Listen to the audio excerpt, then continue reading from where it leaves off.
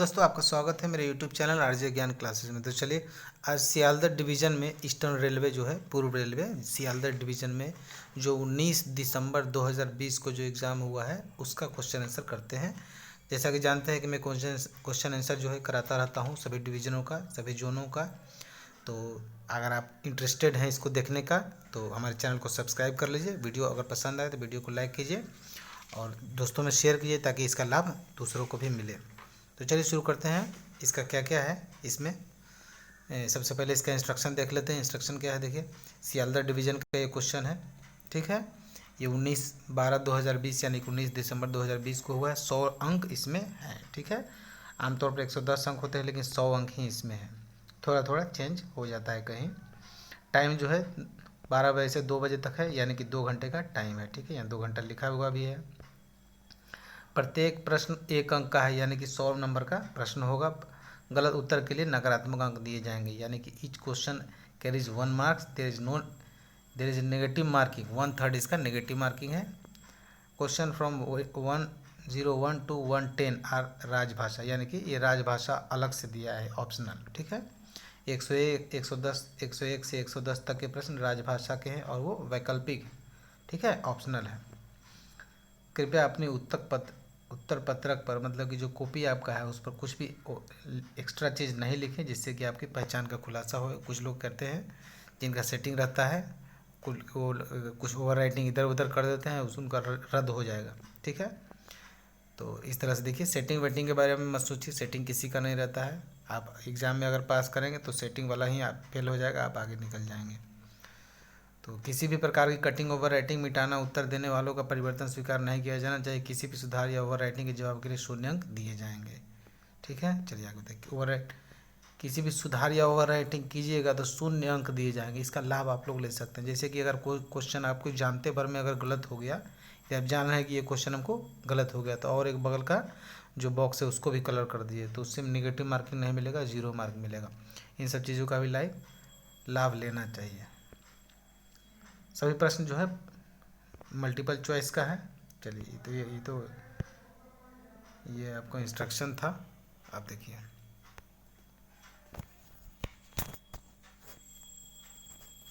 आगे देखते हैं।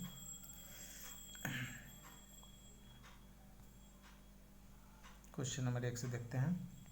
थोड़ा क्लीन नहीं है लेकिन आपको थोड़ा जो क्वेश्चन मेरे पास आया है मैं वही आपको बताऊंगा। आप लोग क्लीन भेजते ही नहीं है तो मैं क्या करूं। चलिए क्वेश्चन नंबर 1 देखिए। और ढक गया, थोड़ा नीचे करना होगा लेकिन नीचे नहीं हो पाएगा, चलिए कोई बात नहीं। चलिए क्वेश्चन नंबर 1 देखिए, what is the part of potato we eat. इसमें जी के पूछ दिया है, पोटैटो का कौन सा भाग जो है खाया जाता है। तो आपको ये जी के जब पढ़े होंगे एग्ज़ाम के लिए तो उसी समय आपको मालूम होगा कि आलू का कौन सा भाग खाया जाता है। आलू का जो खाने वाला भाग होता है वो होता है तना, ठीक है, तना, रूट, ठीक है, रूट। इसका हो जाएगा ए स्टेम, रूट नहीं सॉरी स्टेम हो जाएगा ए। इसमें ए ले लेंगे। आगे देखते हैं question number 2, what is the symbol of element. Potassium जो एलिमेंट है धातु, उसका सिंबल क्या होता है, तत्व जो है उसका सिंबल क्या होता है, तो पोटेशियम का होता है के, ठीक है। तो 2 का हो जाएगा ए यानी कि ए में के है। तीसरा नंबर देखिए, who build the Taj Mahal in India. Taj Mahal जो इंडिया का जो बनाया है वो किसने बनाया ये पूछ रहा है, तो ये शाहजहाँ ने बनाया था। ये क्वेश्चन नंबर 3 का हो जाएगा बी, ठीक है। इसमें देखिए ए यहाँ दिया है, बी यहाँ दिया है, ध्यान रखिएगा ए की जगह यहाँ बी नहीं समझ लीजिएगा क्योंकि बहुत सारे में ए यहाँ देता है, बी यहाँ देता है, सी यहाँ देता है, डी यहाँ देता है, लेकिन इसमें अलग दिया है, ए ऊपर दिया है, बी नीचे दिया है, तो उसका भी ध्यान रखिएगा, हड़बड़ी में गड़बड़ी नहीं करना है। तो क्वेश्चन नंबर 3 का हो जाएगा बी, ठीक, Shahjahan. What is the chemical formula of oxygen. Oxygen का जो केमिकल फार्मूला है वो क्या होता है ये पूछ रहा है। सॉरी दोस्तों, ऑक्सीजन का जो केमिकल फार्मूला होता है वो O2 होता है, सबको मालूम है O2 होता है, बहुत ही ईजी था। आगे देखते हैं। उसके बाद क्वेश्चन नंबर 5 देखिए, what is the unit of sound. Sound का जो इकाई क्या है यानी कि ध्वनि की इकाई क्या है ये आपको पूछ रहा है।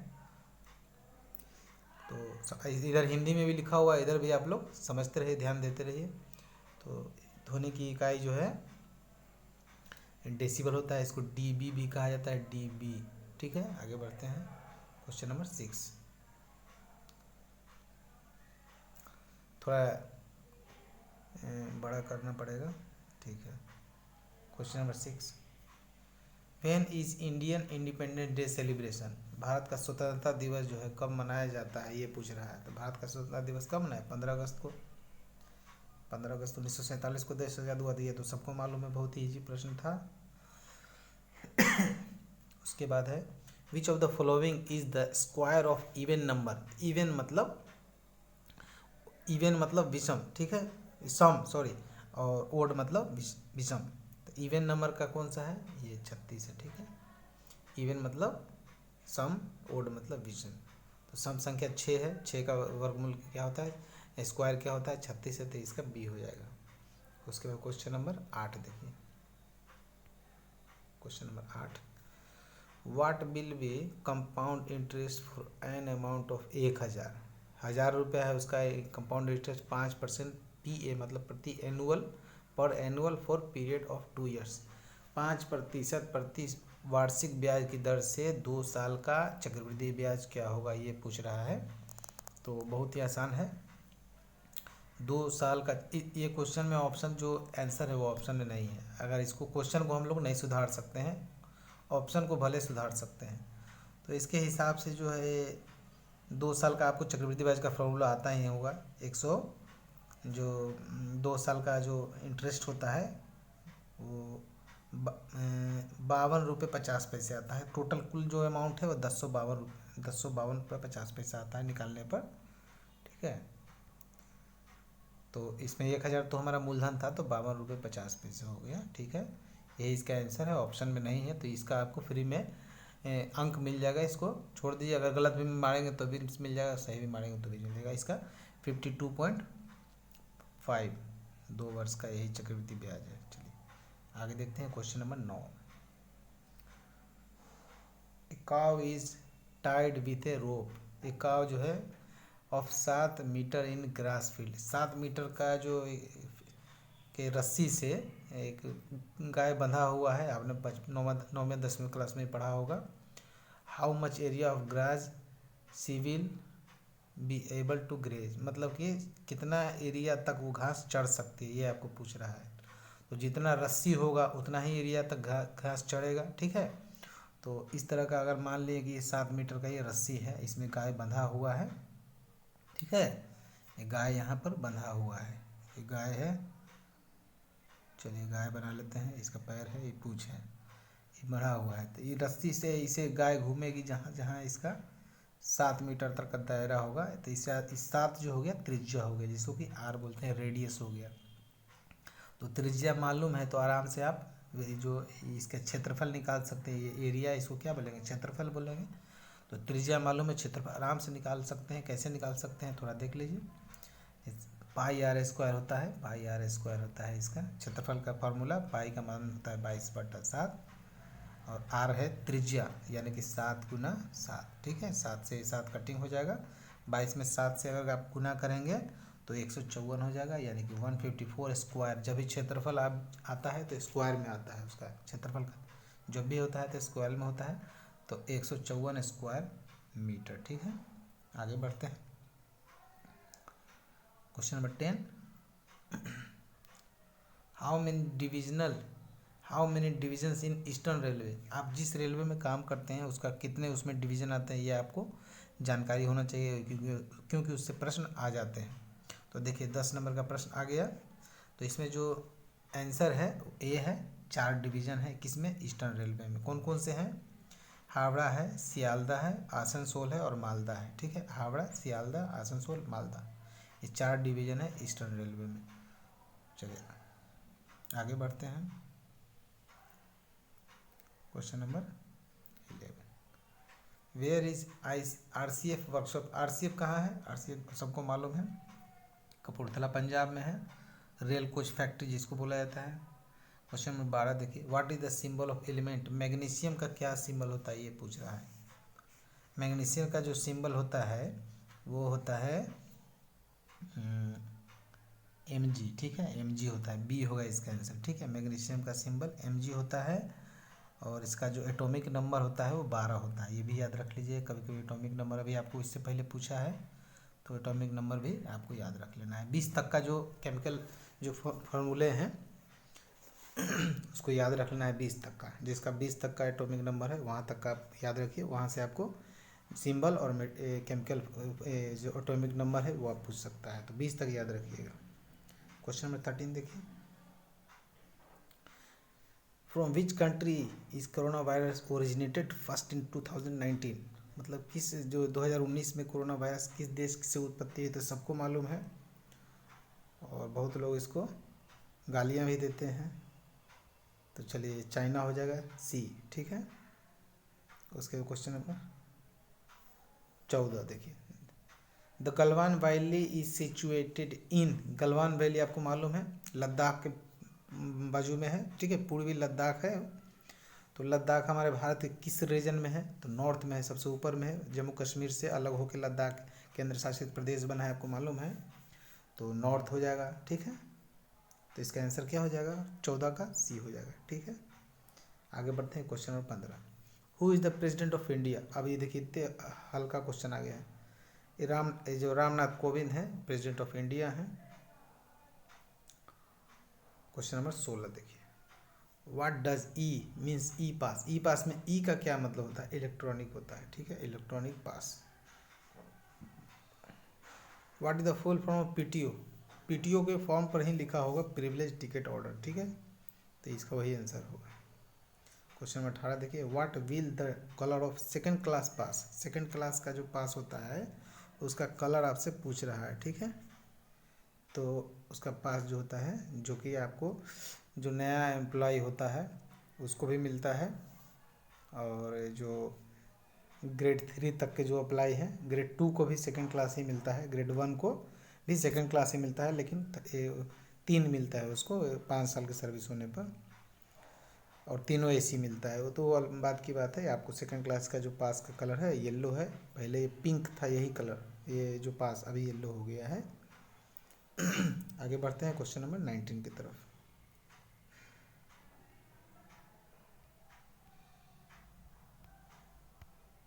क्वेश्चन नंबर 19 में क्या है देखिए, थोड़ा क्लीन क्वेश्चन उन्होंने नहीं भेजा है, लेकिन आपको समझ में आए इस तरह मैं बड़ा करके आपको दिखा रहा हूँ।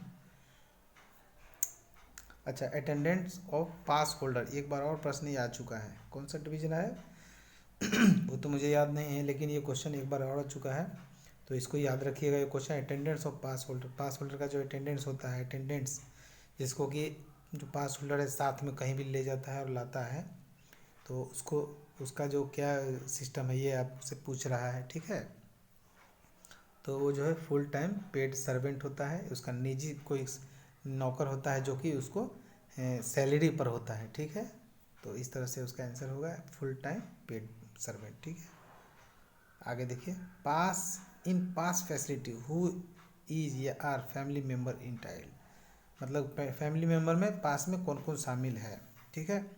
तो आपको जो इम्प्लाई है वो उसकी वाइफ, उसका हस्बैंड, उसके सॉरी अगर महिला इम्प्लाई है तो उसका हस्बैंड, और मेल इम्प्लाई है तो उसका वाइफ, उसकी बेटी, उसका बेटा, ठीक है। इस तरह से उसका फैमिली मेम्बर्स में आते हैं। बाकी जो डिपेंडेंट्स में आते हैं, बाकी जैसे माँ हो गई, विडो मदर, तो इस तरह से और जो रिलेशंस हैं वो डिपेंडेंट्स में आते हैं, फैमिली में सिर्फ वही आते हैं। तो इसका 20 का जो आंसर हो जाएगा ये हो जाएगा, ठीक है। इसमें भी कंडीशंस है कि लड़का का में कितना एज तक होना चाहिए, लड़की का कितना एज तक होना चाहिए, ये सब मेरे पास पीटीओ के वीडियो में बना हुआ है, आप जाके आराम से देख सकते हैं। इसके बारे में बहुत डिटेल से उसमें बताया गया है कि लड़की का एज कितना भी ज़्यादा क्यों ना हो, अगर अनमेरिड है तो वो हमेशा फैमिली मेम्बर में ही रहेगी, अगर उसकी शादी हो जाती है तो वो उस फैमिली मेम्बर से हट जाएगी। तो इस तरह से उसमें बना हुआ है, आप देख सकते हैं। 21 क्वेश्चन नंबर देखिए, privilege issued pass PTO are admissible when a staff. जो प्रिविलेज में इशूड जो पास पीटीओ है PTOs are admissible by staff. इसका आंसर है, बहुत ही आसान प्रश्न था, एनी काइंड ऑफ लीव। कोई लीव लीजिएगा तभी ना उसका होगा। पास PTO पर टिकट कैसे कटाएंगे, कहीं जाएंगे आएंगे तभी तो इस तरह एनी काइंड ऑफ लीव, कोई भी किसी भी प्रकार की लीव लेते हैं तो उसमें पास PTO मान्य है। ठीक है, उसके बाद क्वेश्चन नंबर देखिए, question number 22, what is the meaning of pass set. Pass set का मतलब, एक सेट का मतलब है कि कहीं एक स्थान से दूसरे स्थान जाना और फिर उसी स्थान से वापस आना। ठीक है, तो इसमें कौन सा लिखा हुआ है, इसका आंसर जो है डी में है। देखिए D, set means one set pass of PTO for outward and return journey. ठीक है, हाफ सेट का मतलब आउटवर्ड या रिटर्न जर्नी, दोनों में से कोई एक। चलिए क्वेश्चन नंबर 23 देखते हैं। How many break journey are admissible in privilege pass में कितना भी ले सकते हैं ब्रेक जर्नी, आपको कोई उसका वर्णन नहीं है। ठीक है, इन रूट में। चलिए आगे देखते हैं, 23 का हो गया सी। 24 का देखिए, inclusions of divorced and widow doctor in post retirement. जो डाइवर्सिड है मतलब विधवा, और विडो डॉक्टर है विधवा। डाइवर्सिड खुद डाइवर्सिड है, मतलब कि पास जो एम्प्लॉय था वो मर गया, उसकी विधवा को वो पास मिला तो विडो बाय डाइवर्सिड हो गया। और कोई उसके जो विडो डॉक्टर है, विधवा अगर बेटी है तो उसको अलाउ है कि नहीं पोस्ट रिटायरमेंट पास में, ये पूछ रहा है। ठीक है, तो ये अलाउड है। ठीक है, आगे बढ़ते हैं 25 की तरफ। How many types of LAP in a calendar year. एक कैलेंडर ईयर में कितने LAP हम लोगों को मिलता है। ए परमानेंट या temporary railway servant shall be entitled to get. कितना मिलता है एक वर्ष में, how many days of LAP calendar year, मतलब कि एक साल में तो 30 मिलता है, 30 total. Question number 26, permanent paternity leave is admissible with less than 2 surviving children. जो पैटर्निटी लीव होता है वो तो सबको मालूम है कि 15 दिन का, 2 सर्वाइविंग चिल्ड्रन के लिए 15-15 दिन का मिलता है एम्प्लॉय को।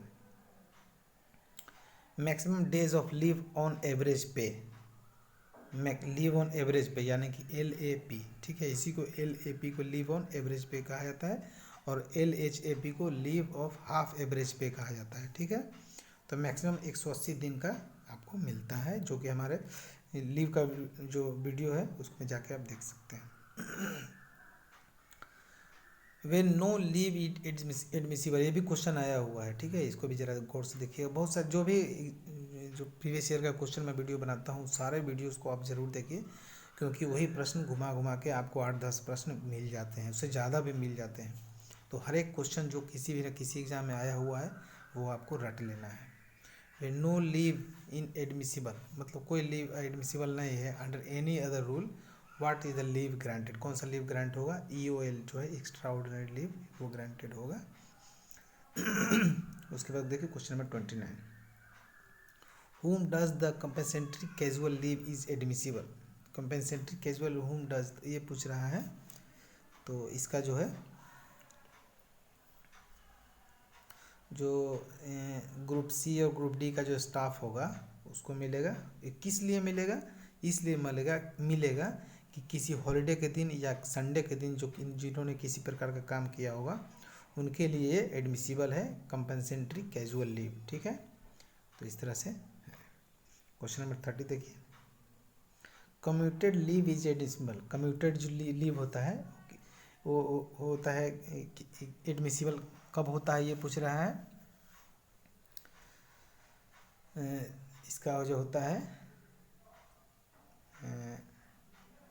मेडिकल सर्टिफिकेट के आधार पर मिलता है। ठीक है, और इसमें ये जो कम्यूटेड लीव जो है जो दिया जाता है उसको बाद में अगर कोई सिक में चला गया, उसके पास लीव नहीं है तो कम्यूटेड लीव अप्लाई होता है, और बाद में जब वो ज्वाइन करता है तो उसके LHAP में से काट दिया जाता है, और मैक्सिमम जो है 180 दिन का अलाउ है।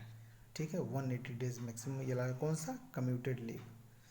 उसके क्वेश्चन नंबर 31 देखिए, maternity leave can be granted for a period of. Maternity leave 180 दिन का होता है, ये तो आपको मालूम है, 6 महीने का होता है। जो अगर महिला एम्प्लाई है तो चलिए 30 हो गया, 31, 32 चलते हैं।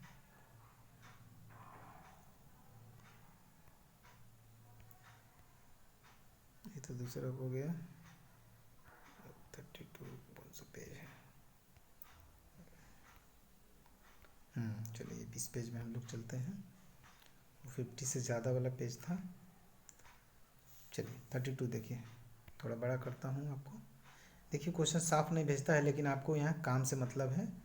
ये नहीं सोचिए कि अच्छा नहीं है, साफ नहीं, कि काम अपना आपका काम हो गया। आपको समझना क्या है, किस प्रकार के प्रश्न पूछे गए हैं, कौन से प्रश्न पूछे गए हैं। जब मैं बना ले रहा हूँ वीडियो तो आपको पढ़ने में तो कोई आपत्ति नहीं होनी चाहिए। क्लीन नहीं है सब कमेंट्स आता है, लेकिन मैं कुछ नहीं कर सकता। जो मेरे पास क्वेश्चन आते हैं मैं उसी से बनाता हूँ, क्योंकि मेरे पास तो वो क्वेश्चन है, लेकिन मैं अपना फ़ोटो खींच के उसको आपको वीडियो बना लूँ।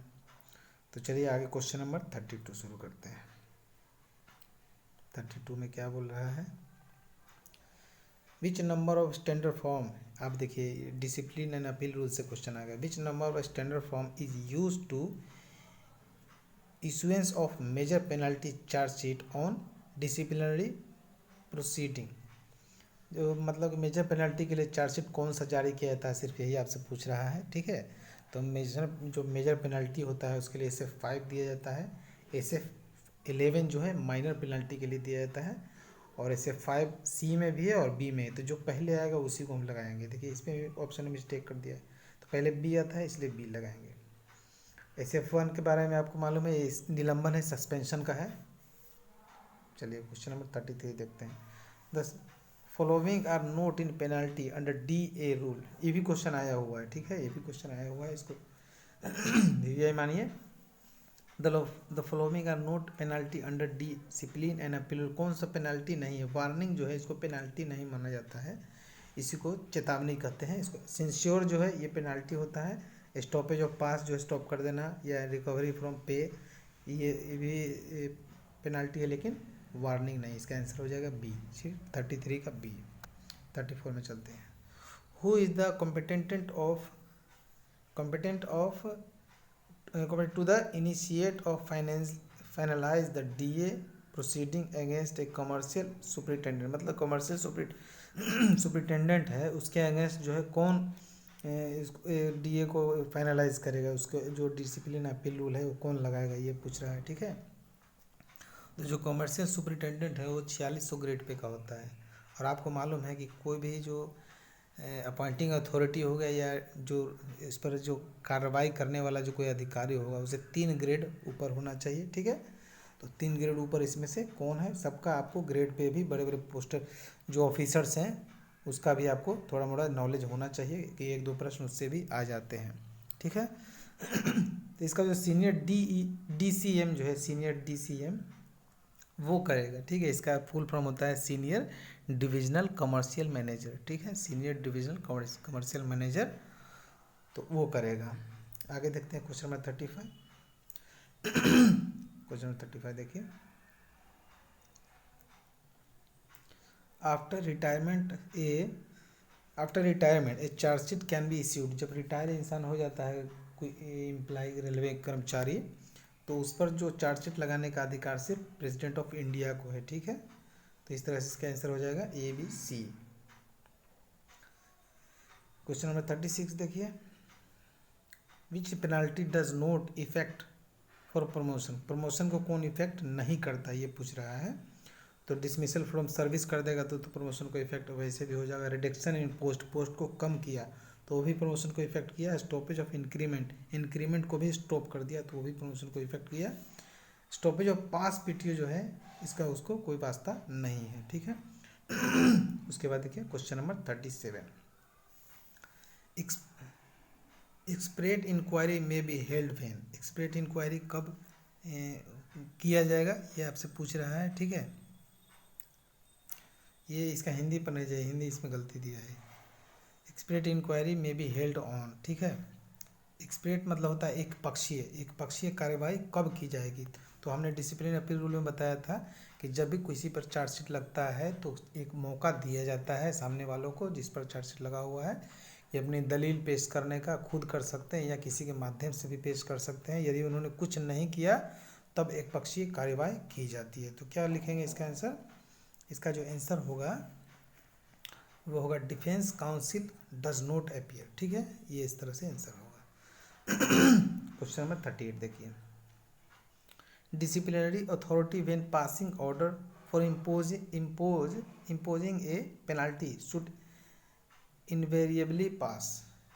ठीक है, तो इस तरह से क्वेश्चन जो आएगा डिसिप्लिनरी अथॉरिटी का, तो इसका आंसर जो हो जाएगा क्वेश्चन नंबर इसका आंसर जो हो जाएगा ऑर्डर फॉर पेनाल्टी। ठीक है, ऑर्डर फॉर पेनाल्टी हो जाएगा, मतलब कि कोई भी इम्पोज करेगा तो उसके पास क्या उपलब्ध होना चाहिए, क्या होना चाहिए, तो ऑर्डर ऑफ पेनाल्टी। ठीक है, इसका ए हो जाएगा। क्वेश्चन आगे देखिए, question number 38, what would be appropriate disciplinary authority when staff working under the administrator of control of DOM। मतलब कि जो DOM के अंदर काम करता है, DOM मतलब डिविजनल ऑपरेशन मैनेजर। ठीक है, डिविजनल ऑपरेशन मैनेजर के अंतर्गत काम कर रहा है, लेकिन कुछ काम गलत कर दिया है कमर्शियल में, कमर्शियल का कुछ रूल गलत कर दिया है, तो क्या होगा, उसको जो पनिशमेंट जो देगा वही देगा जिसके अंडर में वो काम कर रहा है। ठीक है, या तो DOM देगा या सीनियर DOM देगा, क्योंकि काम तो अगर आप किसी कार में आप मैकेनिकल डिपार्टमेंट में हैं और किसी प्रकार का नुकसान आपने कर दिया या किसी प्रकार से रिश्वत लिया तो भी कमर्शियल हो गया, तो इस तरह से आपको पनिशमेंट वही देगा। ठीक है, DOM जिसके अंतर्गत आप आते हैं। चलिए आगे बढ़ते हैं, question number 40, what is the break pipe pressure of BOXN HL wagon. BOXN HL का बैग, अब देखिए वैगन से आ गया, बॉक्सन HL वैगन रहो या कोई भी रहो, जो ब्रेक पाइप BP का जो प्रेशर होता है वैगन में, ठीक है, तो वो होता है 5 kg। Which is the instrument to inspect axle. Axle जो होता है, एक्सेल को इंस्पेक्ट करने के लिए UST लगाया, अल्ट्रासोनिक टेस्ट। ठीक है, जिससे कि उसके अंदर का कुछ क्रैक है कि नहीं उससे जांचा जाता है, तो इसके UST आंसर ए हो जाएगा। क्वेश्चन नंबर 42 देखिए, in 1 unit of BLC wagon how much car be. देखिए BLC वैगन अगर आप जानते हो तो ठीक है, नहीं तो मैं बताता हूँ कि पाँच कार का इस सेट होता है। ठीक है, 1 2 3 4 5। देखिए इस पहले वाले को A कार कहा था और लास्ट वाले को भी A, दोनों A कार हो गया। ठीक है, और ये जो है तीनों B कार होते हैं, ये B कार, ये भी B कार, ये भी B कार। ठीक है, तो आपको पूछ रहा है विच इज़ द इंस्ट्रूमेंट, हाँ कौन सा है, इन 1 unit of BLC how much car B unit. B कितना है, तो 3 है, 1 2 3 है। ठीक है, और A कार अगर पूछे तो 1 2 है। ये सब आपस में स्लैक बैरल एडजस्टर से कनेक्टेड रहते हैं। ठीक है, स्लैक बैरल एडजस्टर से कनेक्टेड रहते हैं, और लास्ट में जो है CBC होता है, कपलर जो भी हो उसका हो वो होता है। ठीक है, तो इस तरह से आपको इसका आंसर हो जाएगा कितना, 3 हो जाएगा, ए हो जाएगा। ठीक है, BLC वैगन में B कार 3 होता है। इन 1, आप क्वेश्चन 43 देखिए, in 1 unit of BLC wagon how much A car कितना होता है, 2 होता है, फर्स्ट वाला और लास्ट वाला। क्वेश्चन नंबर 46 चलते हैं, what is the piston stroke of brake cylinder for BVZI wagon. जो है वो ICF वैगन होता है, BVZI। ठीक है, क्योंकि ICF ट्रॉली उसमें लगी रहती है, तो जब ICF ट्रॉली लगेगी तो ICF जो का जो ब्रेक सिलेंडर का जो पिस्टन स्ट्रोक होता है ICF का, वो 32 mm होता है, तो इसका आंसर हो जाएगा 32 mm। चलिए आगे बढ़ते हैं, 46 हो गया। वीडियो अच्छा लगे तो वीडियो को लाइक ज़रूर कर दीजिएगा। 45 देखिए, slackless draw bar use in which type of wagon. किस प्रकार के वैगन में स्लैकलेस ड्रॉ बार यूज किया जाता है, तो अभी हमने आपको तुरंत बताया कि BLC वैगन में स्लैकलेस ड्रॉ बार का यूज किया जाता है, ये BLC इसका आंसर हो जाएगा। ठीक है, बाकी ये लोग जो है CBC कपलर से या जो भी उसका स्क्रू कपलर हो उससे जुड़े रहते हैं। In gauge, if gauge is found less than 1675 mm it is term है। जैसे गेज भी होता है ना, गेज, ये 2 ट्रैक है, ये ट्रैक के बीच में जो चक्का है इसको गेज कहा जाता है, इसकी जो दूरी है उसको गेज कहा जाता है, तो 1676 mm का होता है। ठीक है, 1.675 मीटर का होता है। अगर ये 1675 mm से क्या पूछ रहा है, if gauge found less than 1675 mm से अगर कम है, 1675 mm से अगर कम है तो इसको कहा जाता है टाइट गेज, ठीक है। 1675 mm से कम है तो टाइट गेज कहा जाता है, और 1675 mm से अगर ज़्यादा है तो इसको स्लैग गेज कहा जाता है, ठीक है। याद रखिएगा, 1675 mm से कम है तो टाइट गेज, और 1675 mm से ज़्यादा है तो स्लैग गेज कहा जाता है। तो ये कम है इसलिए टाइट गेज इसका आंसर हो जाएगा। क्वेश्चन नंबर 47, चलिए ऊपर का पेज में है। चलिए आगे देखते हैं। 47 देखिए, देखिए थोड़ा नीचे करना होगा इसको। चलिए what happened to the air pressure in brake pipe of Volkswagen when brake is released. Brake को रिलीज करेंगे तो एयर प्रेशर क्या होगा, ये ब्रेक वॉक्सवैगन में ये पूछ रहा है।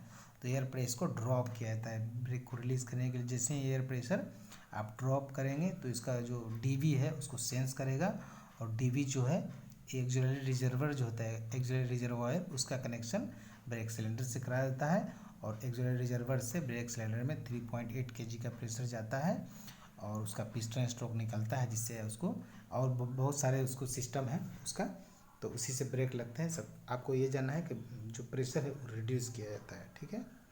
आगे बढ़ते हैं।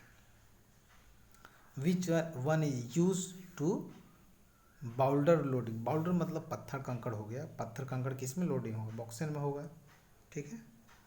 BLC तो फ्लैट होता है। चलिए आगे बढ़ते हैं। Arc welding usage.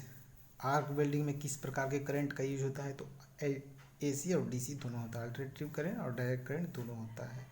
Question number 50 देख लीजिए। क्वेश्चन नंबर 50 जो है, इन MIG वेल्डिंग यानी कि मेटल इनर्ट गैस वेल्डिंग जो होता है, which use to protect the weld metal. Weld metal को प्रोटेक्ट कौन करता है, हीलियम करता है, ठीक है। इसमें ऑप्शन में नहीं दिया है हीलियम, ठीक है। आप किसको लेंगे ये मुझे नहीं पता। इसका जो राइट आंसर हो हीलियम या ऑर्गन होता है, ना तो हीलियम इसमें है और ना ही आर्गन। तो इसको अब इसका ऑप्शन ही गलत है। तो इस तरह से आपको क्वेश्चन नंबर 50 तक आपको हो गया है। 50 तक, 51 से लेके और 100 तक, 110 तक एक ही दिन आपको करा दिया जाएगा, जो कि जिसमें कि राजभाषा भी आते हैं। तो वीडियो अगर पसंद आया हो तो वीडियो को लाइक ज़रूर कीजिएगा, दोस्तों में शेयर कर दीजिएगा ताकि इसका लाभ और दूसरे भी लोग उठा सकें। और इसी के साथ आपको जय हिंद बोलता हूँ। अगर किसी को नोट्स मेरा लेना है तो 8121390916 मेरा फ़ोन नंबर या व्हाट्सएप नंबर है, इस पर कांटेक्ट कर सकते हैं। कांटेक्ट धीरे जल्दी से नहीं हो पाएगा या व्हाट्सएप में जल्दी से रिप्लाई नहीं मिल पाएगा, लेकिन आपको एक दो दिन में आपको रिप्लाई इसका मिलेगा। तो चलिए, थैंक यू, धन्यवाद।